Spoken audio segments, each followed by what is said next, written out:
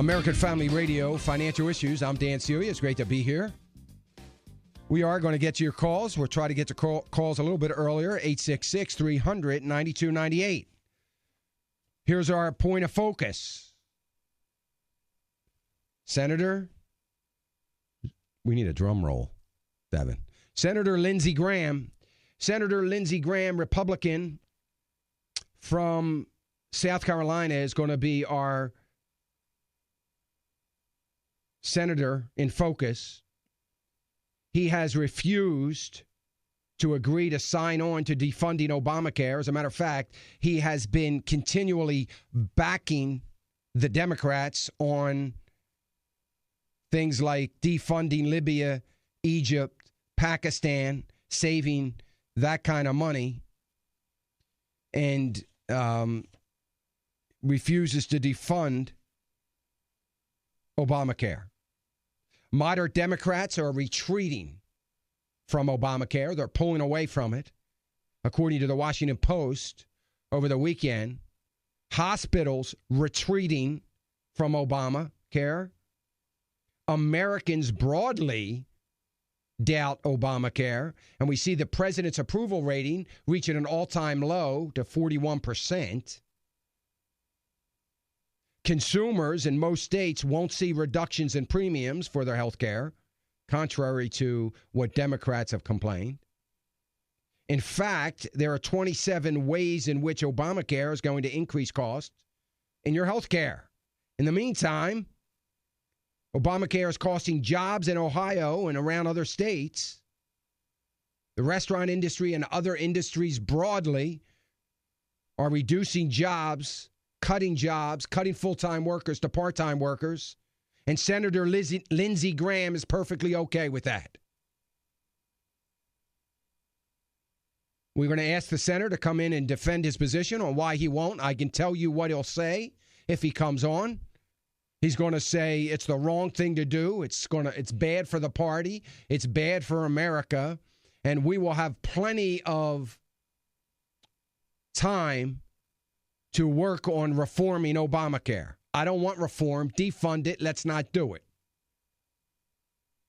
But that will be his justification as one of the royalty and elite of Capitol Hill, of the Republican royalty that wants to throw stones at Ted Cruz and Rand Paul and Marco Rubio and others that are on board for defunding.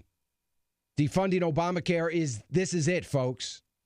Because what I want to hear, if he does come on the air, if you're listening, Senator, if he does come on the air, what I want to hear is exactly how are we going to reform or defend an entitlement program that by the time we get around to, it's going to have 30, 40 million people on health care. Are you just going to take it away from them? Good luck with that. This is it. So we need to be writing and calling, particularly if you live in South Carolina, and I know we've got many listeners in South Carolina.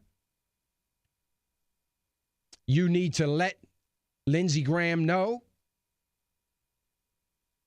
that due to the fact that he won't do what is right for the American people and America, America's economy and future generations, for the quality of health care for our seniors and others, you're going to work hard to make sure he doesn't get reelected.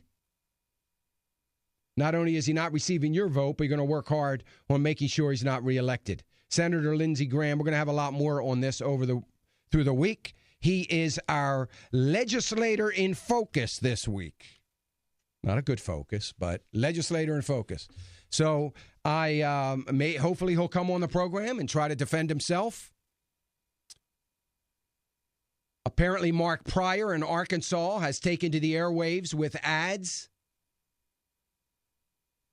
criticizing his opponent, who I know very little about, that is running against him in the primaries. Apparently Republicans are very concerned about Obamacare. That's interesting. They're concerned because it's not looking real good for them in the primaries.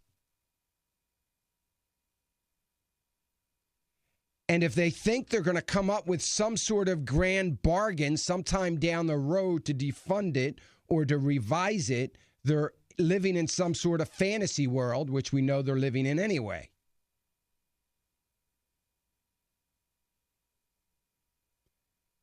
My highlighting is not about other issues. It's about Obamacare. So, as I suppose with Mark Pryor from Arkansas, I suppose with Lindsey Graham from South Carolina, there are some things you can point out that maybe have been okay. But we're not talking about those things. We're talking about Obamacare. We're talking about taking a stand for America. We're talking about backbone and guts. We're talking about boldness and conviction to stand for what is right for the American people in America. So we'll have more on that. If you have some comments on it, you're welcome to call, particularly if you're from South Carolina. You're listening to Financial Issues here on American Family Radio. 866-300-9298. 866-300-9298. The markets will be opening here in about 15 seconds. Everything is looking like it's going to open negative to flat. We'll see how that shapes up when they open. Gold's rallying. Oil is coming down. Last week's the markets were negative, and they're still concerned about what the Fed is going to do. So we'll see what happens. The markets are negative. Dow's opened 23, down 23. NASDAQ, S&P also in negative territory. 866-300-9298. Let me go to the phones. Let me go to Janice. Janice is calling us from Mississippi. Hi, Janice. Hello. How are you? Hey. Go ahead, Janice. Okay, yes. I have a non-qualified fixed and variable annuity, and I want to get out of it. How do I get out of it? Well, how long have you had it, Janice? Since 2008. Okay, so here's the thing. It's easy to get out of, but you're going to probably experience some surrender charges. Not probably. I don't have to pay a penalty. I do know that. Well, you have to be careful when you ask them if it's a penalty, because surrender charges aren't considered a penalty. So on your last statement, does it show you a value of the policy? And does it say, current value, and then does it have something like surrender value on there, two different values? It has a current value and a death benefit value. Okay. So then maybe you're out of surrender charges. That's a good thing. If the value is, if there's not a stated surrender value, I'm not 100%, wouldn't guarantee that, but that's might be what it looks like. All you have to do is call the 800 number on the policy or on your last statement and tell them that you would like to surrender the policy. They will send you a piece of paperwork that you're probably going to have to sign, or if you have your original policy, that paperwork may be in there already and you can sign it and send it in. And that's all you'll have to do. And you will get a check for, the amount of money that you have in there for you to reinvest elsewhere. Okay, well, once I get it, then what do I need to do with it? Well, I'm a member on your list, so should I just buy some stocks off of your buy list? Yeah, I mean, that would probably, are you retired, Janice? No, I'm not. I'm 45 years old, and this is not money that I need for anything else. I want it for an investment for a long-term type thing. Well, then, yes. I mean, I think that would be a great idea. Since you're a partner with me on the website, I would start, I would try to develop, 4 or 5 good stocks, maybe more, or use the Timothy plan and put it in. I would probably suggest that if you use Timothy, you would put it in maybe 10% into their Israel fund, and then almost the balance of it into their growth, their value growth fund, and forget about it if you'd rather not do too much, as far as buying and selling on the stocks. But I like that plan. I think that's what you ought to do. So while you're waiting for the check, you can open a brokerage account if you don't have one somewhere, and get ready so that when the check does come, you'll have a place to mail it to with an account number on it, and it'll go in a money market account there, and then you can start making some buys. Okay, excellent. Uh-huh. All right. Can I ask one more question? Sure, go ahead. Okay. This is sorry, I may have to call you back later on this, but anyway, my grandmother left me. I'm the recipient or the anyway. She left me several annuities, and they told me, and when she died, they told me I could, I could go back into them, and I did. But the longest time I could would be for 5 years, and after 5 years, I couldn't. I would have to get out. And so. Okay. What do I need to do? And it'll be 3 years in January. And the lady at the bank suggested to me that after 3 years, I should start taking some of them out because they're like in 6 different annuities. Yeah, I would take them. I would start taking them out. There may be a taxable event on that, so you have to, you might want to find that out because you might want to have them hold taxes, but. I would start getting out of those if you're able to do it. I would start moving out of those and, set that aside again, maybe put it in the same account, brokerage account. But make sure you can keep a fair amount in cash right now. I wouldn't want you to be fully invested at this point.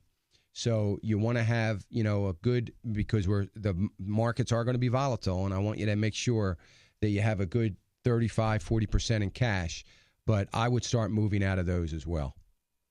Okay, well, yeah. One thing you might want to January, but in January I can start getting out. And that might be a situation where you put one of those or two of those into a charitable gift annuity just to kind of buy yourself a little bit of a pension, so you don't have to think too much about the markets. Have it, drawing income maybe when you're, 62 or 65 or something like that. So you'll have a little bit more of a guaranteed income that you'll be getting every month, and that would be the other thing to consider with those. Okay, well, that's a good idea. I didn't know I could already do that. Uh-huh. Yes, yeah, you can do it and just defer the income. The longer you defer it, of course, the greater the income will be. But that might be something worthwhile to do it, since she left that for you, and that could be something that you can rely on to help you with your future, that's not going to be dependent upon what the market does. Excellent. So you do that, and you'll hear the phone number here at the break for the foundation, and they can help you do that if that's something you want to think about at some point in time. Okay? Thank you very much. All right, you're welcome, Janice. Thank you for your support, and thank you for listening. We sure appreciate it. Let me go to Martha. Martha's calling us from Illinois. Hi, Martha. Hello. How are you, Dan? I enjoyed your answer to the last lady. You answered a lot of my questions. Good. I have a $50,000 CD paying 2%. That's pretty good for right now, and I'm having that money rolled over into a savings so I can keep my savings going. I lost my husband. He was 66. I lost him in February, and I'm scared. Anyway, I've got. I inherited some money, so I've got about $300,000 in a variable annuity. Then he left an annuity, and I had it put. I'm just putting it where it pays my premium on long-term care. Is that smart to do that? I do have some money in savings. I have some money in a money market. And I just took that annuity. Do you think? Yeah, that was I'm good okay advice? with. Yeah, I mean, I don't think the variable annuity was good advice. I don't think that was good advice at all. How old are you, Martha? I'm 66. Yeah, I mean, I don't think that was good advice at all. But I like the idea that you're, in a situation where you have long-term care insurance and you've got a situation that's paying for that premium. I don't have a problem with that at all. But I think that you probably need to rethink that variable annuity and some other things. You don't have to be scared. I think you'll be fine. Your income is just Social Security, Martha? Or are you working? I have a little store. It brings Okay. in some. It's my spending money. Okay. I have half of his retirement. Okay. I've got enough to live on, Yeah. monthly. It does okay. Yeah. Well, I just, my concern for you, Martha, is I don't want to see you, make any moves or get talked into anything. I'll tell you what, Martha, why don't you call the foundation and whoever you talk to, would you tell them I told you to call? And maybe we can have a longer conversation and I can give you some better direction. Can you do that? Will they give me the number for that then? Yes. Yeah. I'll be right back on that. We'll be right back after this, folks.